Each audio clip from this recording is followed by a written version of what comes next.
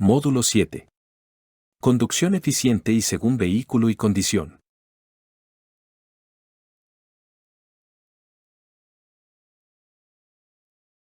¡1! Potencial de reducción en el consumo de combustible. Mediante una conducción eficiente se puede llegar a ahorrar entre un 10% y un 25% de carburante cada 100 kilómetros, con la consiguiente disminución de las emisiones de CO2 y la mejora del entorno. La conducción eficiente es un conjunto de acciones enfocadas a adoptar un estilo de conducción segura y respetuosa con el medio ambiente.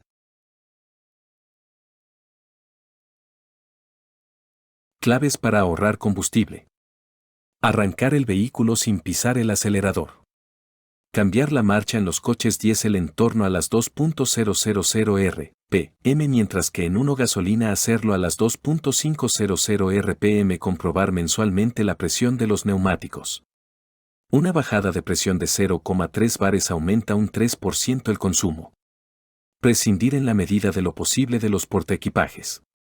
Mantener las ventanillas subidas a velocidades superiores a 60 km por hora. Las ventanillas bajadas consumen hasta un 5% más de combustible. Utilizar el aire acondicionado con moderación, sobre todo en ciudad, puesto que su uso incrementa el consumo hasta en un 20%. La temperatura ideal en el interior del coche se sitúa en torno a los 23 grados centígrados a 24 grados centígrados. Apagar el motor cuando el coche esté detenido durante más de un minuto, siempre y cuando no provoque problemas en el motor de arranque. Esto se consigue mitigar con el denominado método Start-Stop. No utilizar el automóvil para traslados cortos, ya que aumenta más del doble el consumo respecto a trayectos largos por carretera. Mantener constante la velocidad con ayuda del sistema de control de velocidad de crucero. Usar vehículos con combustible ecológico como los híbridos. Estos pueden utilizar solo el motor eléctrico para moverse a velocidades inferiores a 50 km por hora, emitiendo así menos gases contaminantes.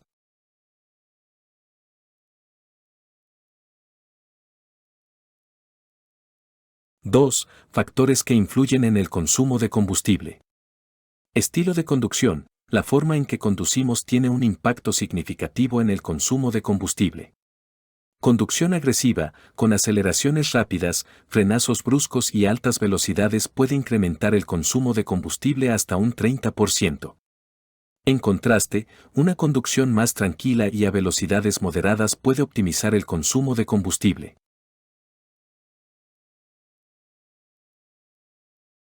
Peso del vehículo. Un vehículo más pesado requiere más energía para moverse que uno más ligero.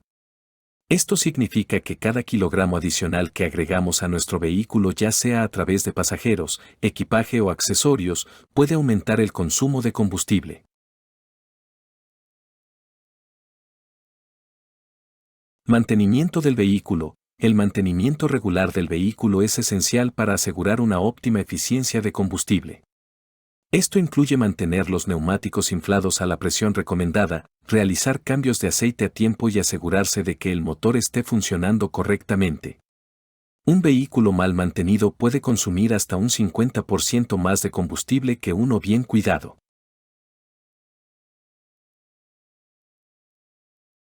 Tipo de combustible. El tipo de gasolina que se utiliza también puede afectar la eficiencia de combustible.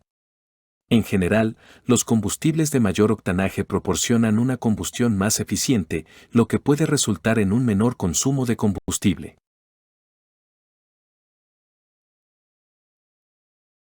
Condiciones de la carretera y tráfico. La conducción en carreteras en mal estado o con mucho tráfico puede incrementar el consumo de combustible. Esto se debe a que ambos factores requieren un uso más frecuente de los frenos y el acelerador, lo que a su vez consume más combustible.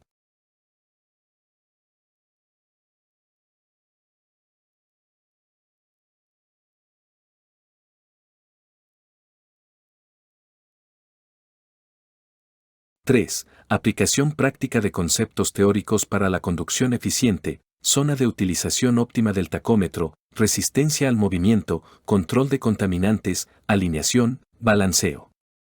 El tacómetro. Los vehículos vienen equipados, excepto en algún caso, con un tacómetro que indica el número de revoluciones del motor, RPM. La mayor parte de ellos tienen diferentes zonas, resaltadas con colores o con indicadores luminosos, LEDs. Las más características son de color verde y rojo. Un ralentí demasiado alto provoca un mayor consumo de combustible. Zona verde indica el mayor rendimiento del motor. Dentro de este abanico verde, la zona óptima de conducción es donde se produce el mejor empuje. Está comprendida entre el inicio del par máximo y el final de este. Se debe tener en cuenta que el consumo se mide según la potencia obtenida. El menor consumo está siempre en la zona más baja de la zona verde. A menor número de revoluciones, menor uso de potencia. Zona roja indica la zona peligrosa, donde el motor puede resultar dañado por exceso de revoluciones. En el caso de la imagen, existe una zona sin color, entre 2000 y 2300 RPM, que indica que está cerca de la zona peligrosa. En esta zona se produce un aumento considerable del consumo. Zona azul, en determinados cuentarevoluciones, una zona azul indica la zona de utilización y potencia del freno motor. La utilización adecuada de la caja de cambios permite que el motor gire siempre dentro de la zona económica. Resistencia al movimiento, esfuerzo de frenado que es preciso vencer por medio de un esfuerzo motor igual y signo contrario, para mantener un vehículo con movimiento uniforme, es decir, a velocidad constante. Se define como la resistencia que ejerce el viento sobre el vehículo durante la marcha. Podría parecer que su importancia no es nada seria. Cualquier vehículo cuenta con potencia suficiente como para hacer que la marcha no se vea afectada por el viento, a no ser que se circule en condiciones extremas.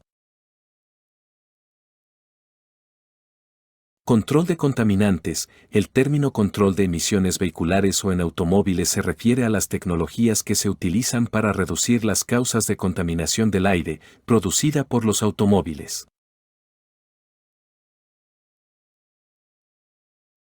¿Qué es la alineación de un auto? La alineación de las llantas es un proceso en donde, como dice su nombre, se alinean las ruedas para que miren hacia el frente. Las ruedas deben ser perfectamente paralelas entre sí y perpendiculares a la pista. Cada modelo tiene sus tiempos de alineación y balanceo, revísalos en el catálogo de tu vehículo. ¿Qué es el balanceo? El balanceo de tus ruedas busca el equilibrio entre tus neumáticos y las llantas. Así es, las llantas no son meramente decorativas, también cumplen ciertas funciones mecánicas en el andar del vehículo. En particular, en el balanceo, se ajusta el equilibrio mediante pesos entre el neumático y la llanta para que su movimiento goce de balance siempre. Como dijimos, no hacerlo carcome la vida útil de tus neumáticos.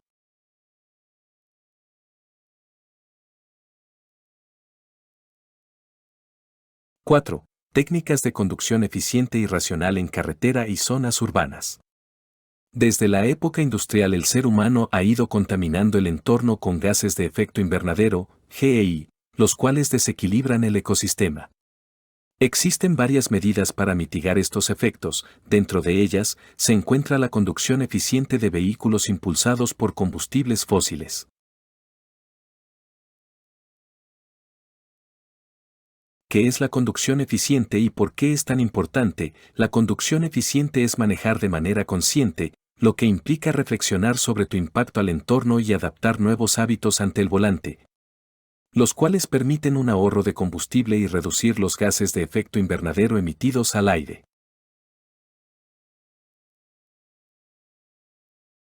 Ahora que sabes su importancia, te invitamos a integrar los siguientes consejos en tu conducción para que sea eficiente. 1. Evita aceleraciones y frenazos bruscos. 2. Utiliza el aire acondicionado de manera racional. 3. Apaga el motor en medio del taco. 4. Planea tus viajes con tiempo. 5. Guarda el portaequipajes. ¿Cuáles son los beneficios de una conducción eficiente? Este estilo de manejo consciente aporta ventajas para conductores y para el entorno en el cual se desenvuelven. Mientras más personas los adoptan, mayores son los cambios que se pueden lograr. Entre ellos se destacan: conducción más tranquila. El conducir de manera eficiente ayuda a elevar los niveles de confort y bajar el estrés, ya que disminuyen los ruidos generados por el motor y posibilita a estar más tranquilo en ruta, lo que aporta a una mejor toma de decisiones y aumenta la seguridad vial. Mayor seguridad en la vía. Debes tener en cuenta que conducir de manera inadecuada conlleva un riesgo que puede comprometer tu vida o la de los demás. La conducción eficiente tiene como pilar fundamental el respeto hacia los otros transeúntes en espacio público y hacia las normas del tránsito. Ahorro y cuidado del vehículo. Adoptar prácticas eficientes evita un desgaste innecesario del vehículo. Implica un menor costo en su mantenimiento y puedes ahorrar entre el 10 y 15% de combustible en comparación a un tipo de manejo tradicional.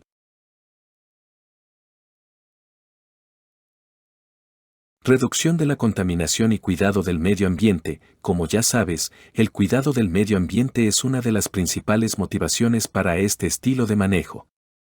Al conducir de esta forma, puedes disminuir las emisiones de CO2 hasta en un 15% y reducir los niveles de contaminación acústica en la misma proporción.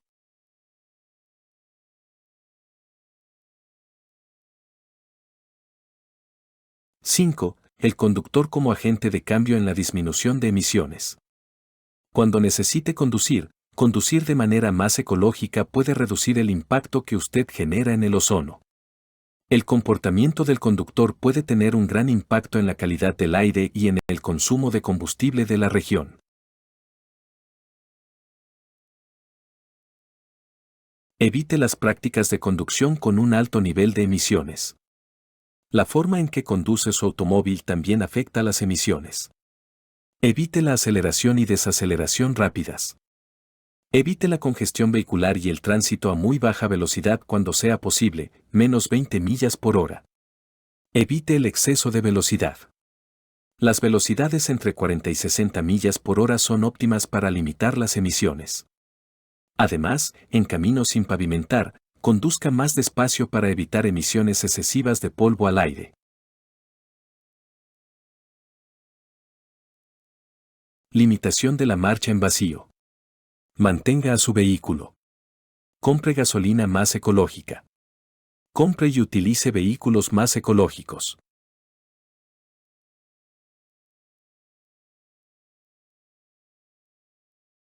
6. Costos asociados a la mantención por uso inapropiado. Importancia de una correcta mantención del vehículo. Ante la falta de un mantenimiento preventivo regular, pueden generarse fallas en el sistema de transmisión, el motor, entre otros. Reparar estos desperfectos suele ser mucho más costoso que llevarlo al taller a tiempo. Estos son algunos factores que debes tener en cuenta. Revisión técnica. Dependiendo de la planta, su valor oscila entre los 9.000 y los 15.200.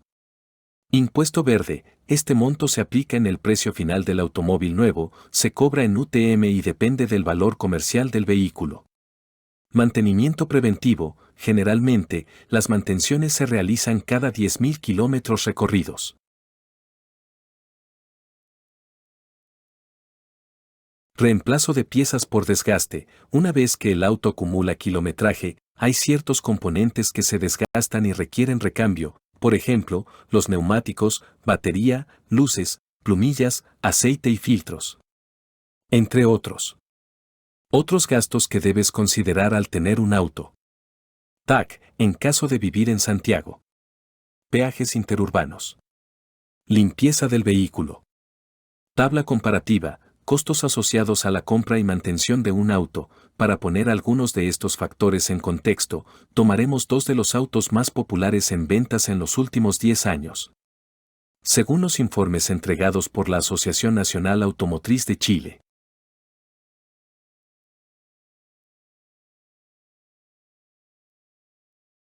7. Conducción en distintas condiciones.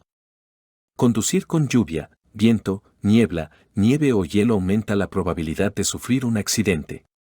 Estas condiciones dificultan la conducción ya que se reduce la visibilidad, la tensión de los conductores y acompañantes aumenta y el agarre del vehículo disminuye. Tipos de camino. Asfalto, el calor y el sol dejan de ser el tema de conversación en la vida cotidiana y también en la conducción diaria. Es necesario cambiar y conducir con otras precauciones y preparar el auto para un suelo resbaladizo. ¿Cómo afecta el asfalto caliente a la conducción? Estos son los efectos que tiene el calor con el paso del tiempo en la carretera y cómo puede afectar a tu vehículo y, por tanto, a tu conducción. Tenlos en cuenta para una mayor seguridad en tus viajes con altas temperaturas. El asfalto de las carreteras, al estar caliente, puede producir una mayor evaporación del líquido de frenos. Para prevenirlo, comprueba que el nivel de líquido de frenos es el correcto y el estado de las pastillas el adecuado antes de salir de viaje. Ripio, es un camino de tierra, no asfaltado, al que se le agrega grava y posteriormente mediante maquinaria se aplana y endurece. Es más permeable que la pista de tierra. La adherencia es mala. Este tipo de firme todavía es frecuente en la Patagonia tanto argentina como chilena. Tierra, principalmente en zonas rurales es común encontrarse con caminos de tierra que presentan desafíos a los conductores que se intentan llegar a destinos más alejados de la ciudad. Inestabilidad, levantamiento de polvo y mayor oscuridad son algunos de los factores a tomar en cuenta al momento de conducir por este tipo de vías. Situaciones de tráfico. Conducir es un desafío, porque en la mayoría de los casos es imprevisible. Una noche podría cruzársete un venado por tu camino o un ciclista que atraviesa la calle. La luz trasera se te puede quemar o puedes encontrar un desvío difícil en tu ruta diaria. Sin embargo, hay muchos desafíos previsibles en nuestras carreteras para los cuales podemos planificar. Las rotondas. Se ha demostrado que las rotondas hacen que las calles sean más seguras y menos congestionadas. Sin embargo, a menudo son el blanco de críticas por ser más costosas y ocupar más terreno que las intersecciones tradicionales. Conoce tu carril. Determina qué carril vas a usar antes de ingresar a la rotonda. Piensa así: carril izquierdo, girar a la izquierda; carril derecho, girar a la derecha. Baja la velocidad y usa las direccionales. Baja la velocidad al límite de velocidad indicado. Recuerda siempre usar la señal de viraje o direccional al acercarte a la salida que pretendes tomar. Cede el paso de manera apropiada. Cede el paso a peatones, ciclistas y al tráfico que se aproxima desde la izquierda. Los vehículos que ya se están desplazando por el círculo de la rotonda tienen el derecho de paso y los que entran a la rotonda deben cederles el paso. Un video sobre cómo circular por una rotonda se encuentra disponible aquí. Ten en cuenta el espacio. Solo entra en la rotonda cuando haya un espacio seguro en el tráfico.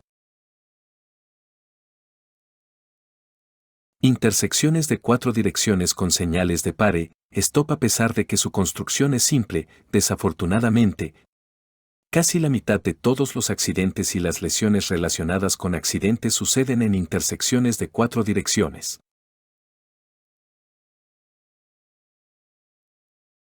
Detente en el lugar apropiado. Ya sea una línea pintada en el pavimento, un cruce peatonal, una señal de pare o un lugar donde todavía puedes ver las llantas traseras del vehículo de adelante, detente por completo con suficiente espacio.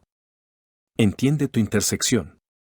Para verificar que no haya ningún peligro, antes de ingresar a la intersección mira hacia la izquierda, hacia la derecha, hacia adelante y luego hacia la izquierda nuevamente. Conoce quién tiene el derecho de paso. Tendrá prioridad para pasar el primer vehículo en llegar a la línea de pare. Si 2 vehículos se detienen al mismo tiempo, la prioridad la tiene el vehículo que está a la derecha. Carril central para girar a la izquierda en ambas direcciones. Es probable que hayas visto estos en las calles de tu ciudad y te hayas preguntado, ¿cómo puede ser que sean seguros? Los carriles para girar en ambas direcciones de hecho permiten que los vehículos salgan temporalmente de los carriles principales de tránsito para esperar una oportunidad segura de girar a la izquierda.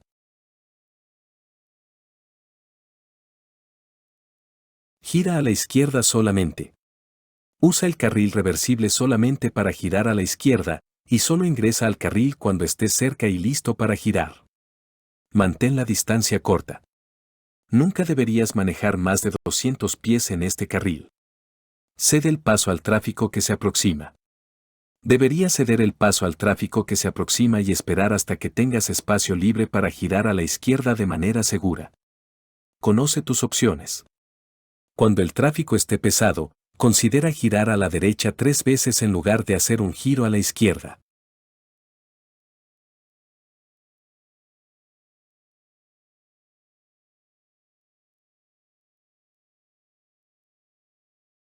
Niveles de luminosidad. Se deben utilizar las luces reglamentarias desde media hora después de la puesta del sol hasta media hora antes de su salida. También se deben usar cuando las condiciones del tiempo lo aconsejen, niebla, lluvia, nieve, etc., y cuando se circula por vías interurbanas. Como medida de seguridad, se deben encender las luces mientras amanece y desde antes de que empiece a anochecer, y en circunstancias en que se pueda pensar que podamos ser vistos con dificultad, por ejemplo, cuando los conductores que circulan en sentido contrario tienen el sol de frente o salen de un túnel.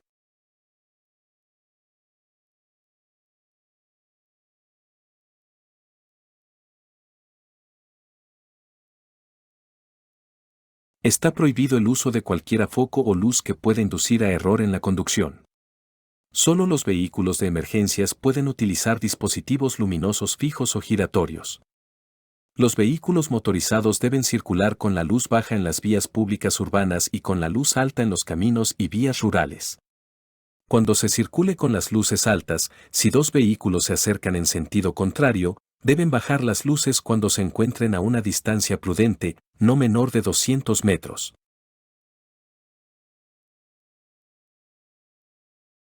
Tipos de incidencias. Peatones y animales en la vía. Si hay peatones o animales en las proximidades, reducir la velocidad. No invadir las zonas peatonales, ni los pasos para peatones. En vías locales y diagonal o rurales, prever la posible irrupción en la calzada de animales o máquinas agrícolas. Comprender los errores de los demás conductores, especialmente por la falta de experiencia de los conductores noveles o la falta de atención y reflejos de las personas mayores. Pinchazos de neumáticos. Un pinchazo en los neumáticos es una situación indeseable que suele coger de improviso a los conductores.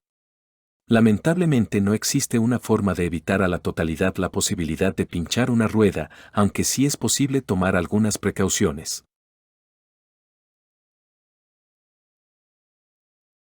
Obstáculos que obstruyen la vía.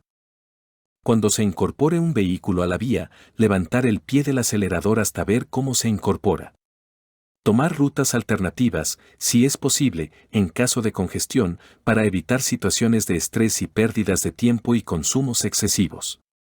Ante cualquier situación que implique pérdida de visibilidad, encender las luces bajas.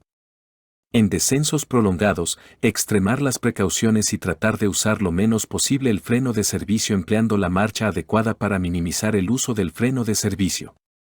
En vías rurales, al acercarse a un vehículo detenido en la calzada o en la berma, separarse de él, cambiando de pista si fuera posible. Conducción con distintos niveles de carga.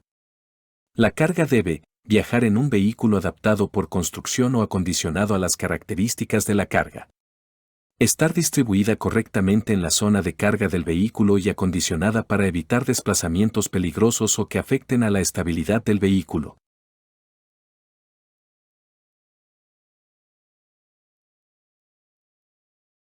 #8. Aplicación práctica de la normativa de tránsito, señalización, velocidad, uso de infraestructura vial, efectos de la velocidad en maniobras. Las normas de tránsito, de tráfico o de circulación son las normas que regulan el tráfico o circulación de vehículos.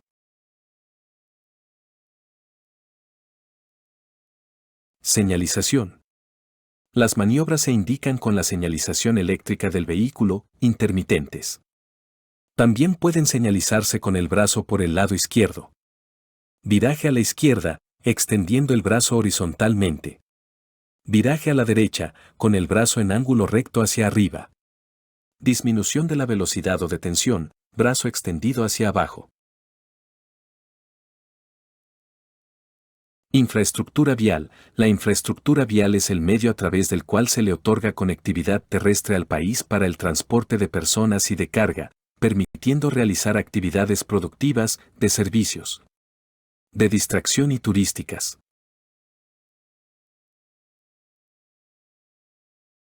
Efectos de la velocidad en maniobras, si se conduce a una velocidad adecuada.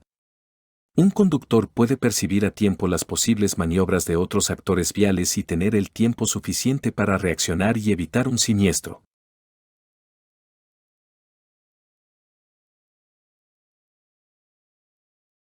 #9. Maniobras operativas en vehículos clase A. Se consideran maniobras básicas de la circulación. La incorporación a la circulación. El desplazamiento lateral o cambio de carril. El cambio de dirección. El cambio del sentido de la marcha.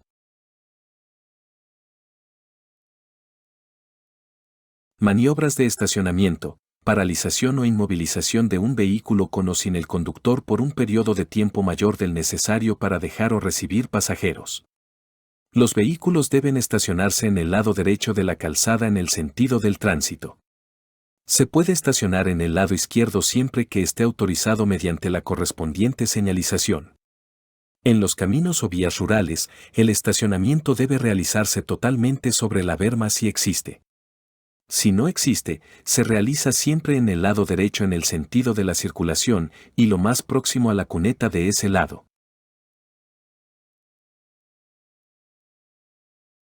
Frenado. La distancia de frenado es la que recorre el vehículo desde que el conductor pisa el freno hasta que se detiene el vehículo. Una vez que el conductor ha detectado el riesgo y ha tomado una decisión, actuando sobre el elemento adecuado del vehículo, generalmente el freno. Si las condiciones del conductor y de la vía son las óptimas y la técnica de frenado es la adecuada, el vehículo necesitará un espacio mínimo para detenerse y lo hará en un tiempo determinado.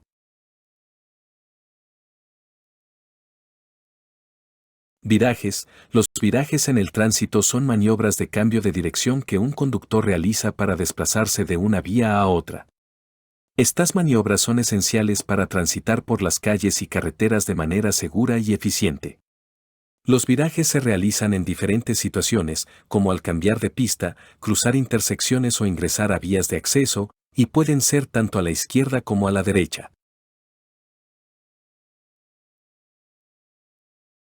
Tipos de virajes. Viraje a la derecha. El conductor se desplaza desde su pista de circulación actual hacia la derecha, siguiendo el flujo del tránsito. Viraje a la izquierda. En este caso, el conductor se desplaza desde la pista actual hacia la izquierda, atravesando el flujo de tránsito en dirección contraria. Viraje en U, también conocido como retorno en U, es una maniobra en la que el conductor realiza un cambio de dirección de 180 grados para volver en sentido contrario.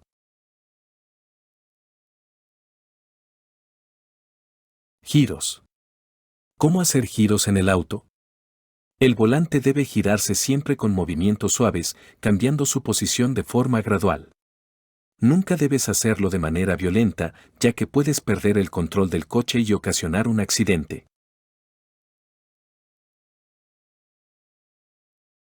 Circulación en rotondas. En zonas de tránsito en rotación como plazas, rotondas o monumentos, se debe circular por la parte derecha, dejando el centro a la izquierda, excepto que la señalización indique lo contrario.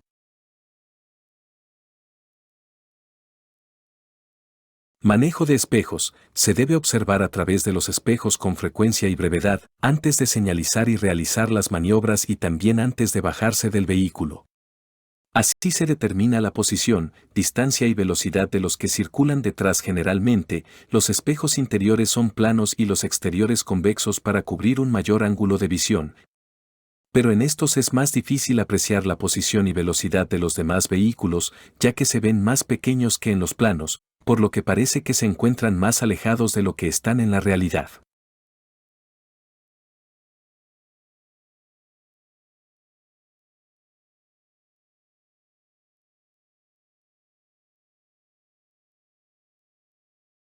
×10. Conducción específica de vehículos clase A. Conducción específica de buses. A diferencia de otros vehículos industriales, el peso total transportado en un bus actual no implica tener que efectuar una variación importante en las técnicas de conducción. En ellos, excepto en los casos de minibuses, buses de 2 pisos y turísticos, es mayor la incidencia de la técnica de conducción sobre los equipajes y pasajeros que el peso total de estos sobre la conducción del vehículo. El conductor de un bus de servicio interurbano de pasajeros debe asegurarse que en las bandejas para equipaje no se coloque equipaje demasiado pesado. Estructura de los vehículos. La estructura del vehículo y el servicio al que se destina determinan el espacio para los pasajeros y los equipajes, afectando a la posición del centro de gravedad en sus dos componentes: plano horizontal y vertical.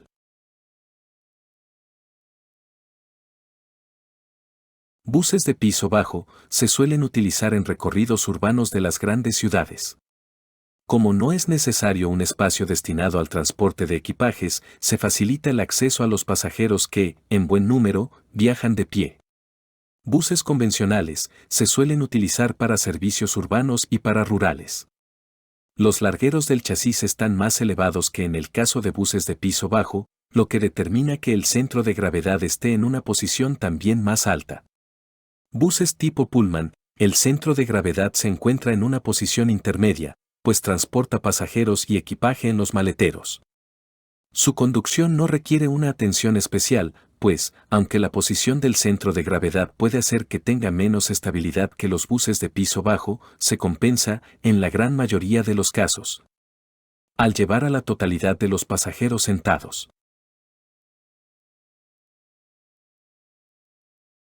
Por sus características de construcción, se deben mencionar otros 3 tipos de buses. Buses articulados. La posición del centro de gravedad depende del emplazamiento del motor, que puede estar situado en la parte trasera de la primera sección o de la segunda sección.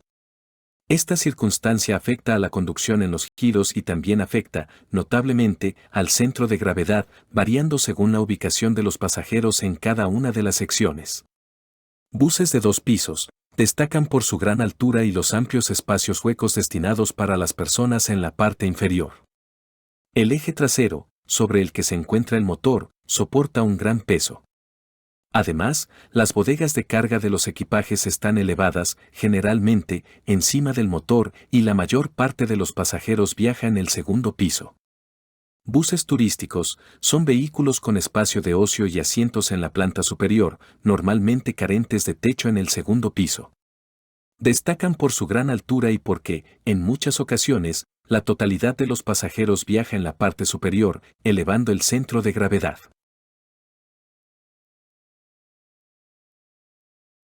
Conducción específica de camiones. Durante la conducción de una cisterna cargada de líquido, el movimiento longitudinal de este, semejante al corrimiento de la carga, provoca el denominado efecto ola, afectando peligrosamente a la conducción y a la estabilidad de estos vehículos. Para minimizar el efecto, se instalan rompeolas o mamparos en el interior de la cisterna que dividen una gran ola en varias más pequeñas.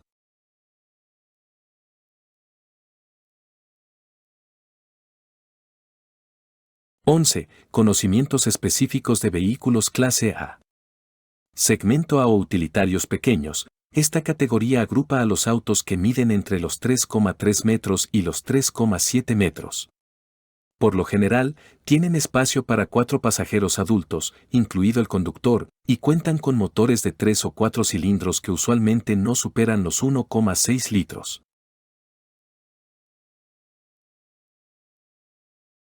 Conocimientos específicos para transporte de carga.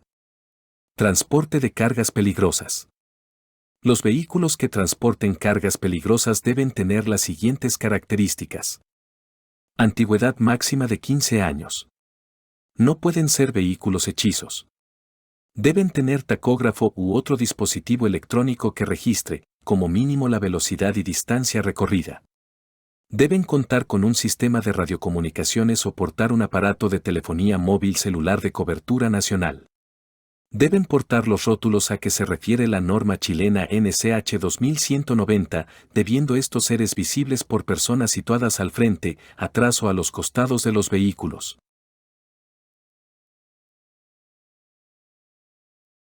En el transporte debe cumplirse, entre otros, lo siguiente. No se puede transportar sustancias peligrosas juntamente con animales, alimentos, medicamentos o con otro tipo de carga salvo que sea compatible. Durante la carga y descarga, el motor del vehículo debe estar detenido a menos que su utilización sea necesaria para el funcionamiento de bombas y otros mecanismos que permitan la carga o descarga del vehículo. El vehículo debe encontrarse inmovilizado mediante un dispositivo que lo asegure, como cuñas u otros elementos que eviten su desplazamiento.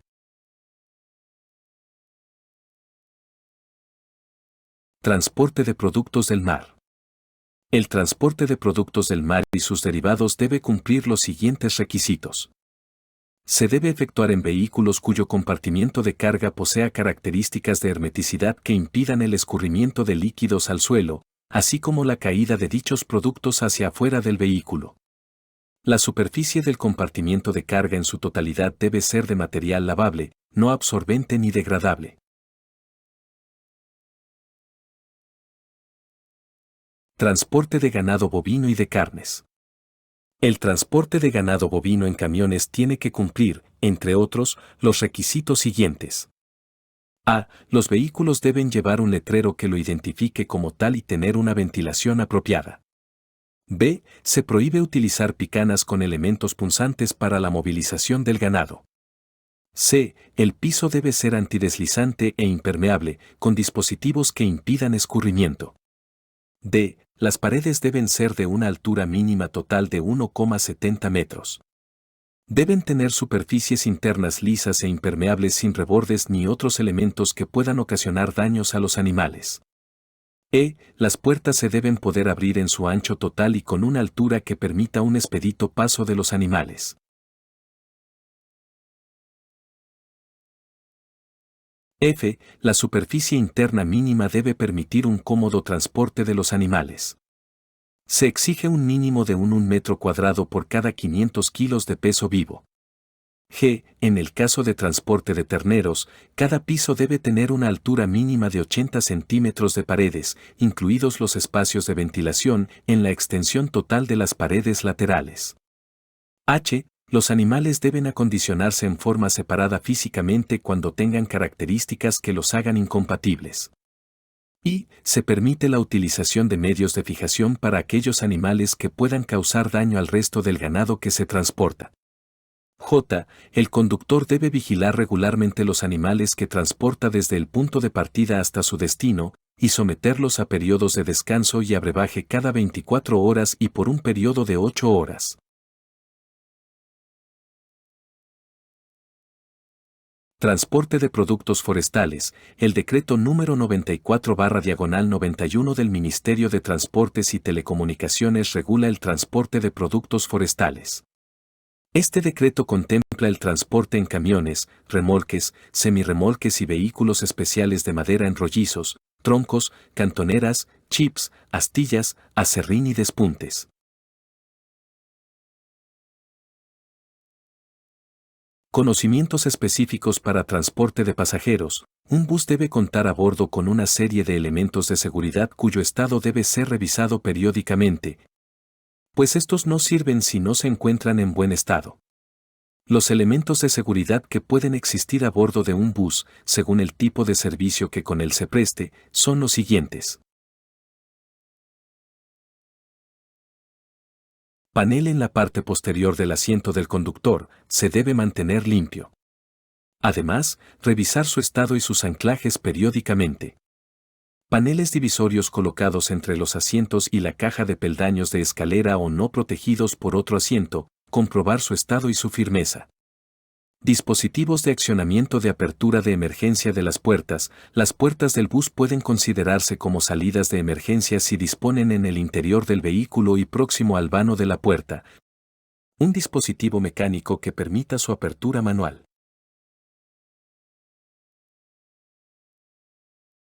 Escotillas de emergencia. Antes de iniciar el servicio, se debe verificar tanto el buen estado de las escotillas como el correcto funcionamiento del mando de accionamiento. Martillos rompecristales. Junto a las ventanas consideradas como salida de emergencia debe existir un martillo para poder romperlas en caso necesario. Bordes de escalones. Comprobar que los materiales que hacen que su superficie sea antideslizante mantienen sus propiedades y que sus aristas tengan el perfil de protección obligatorio cuando corresponda. Extintores. Comprobar su existencia, ubicación y que tengan la etiqueta con las fechas de revisión y control. Cinturones de seguridad. Cuando un bus interurbano disponga de cinturones de seguridad, su uso es obligatorio, por lo que se debe verificar su estado, ajuste del cierre y efectividad periódicamente. Espejos retrovisores internos. Si la visibilidad directa no es suficiente, deben instalarse espejos que permitan al conductor ver claramente desde su asiento la zona circundante de cada puerta. Interacción con los pasajeros. Entre los pasajeros hay un gran número de estereotipos, de los que destacan, entre otros, 4 grandes grupos. Pasajeros de servicios de transporte urbano y rural. Pasajeros de servicios de transporte interurbano. Pasajeros de servicios de transporte remunerado de escolares. Pasajeros de taxis.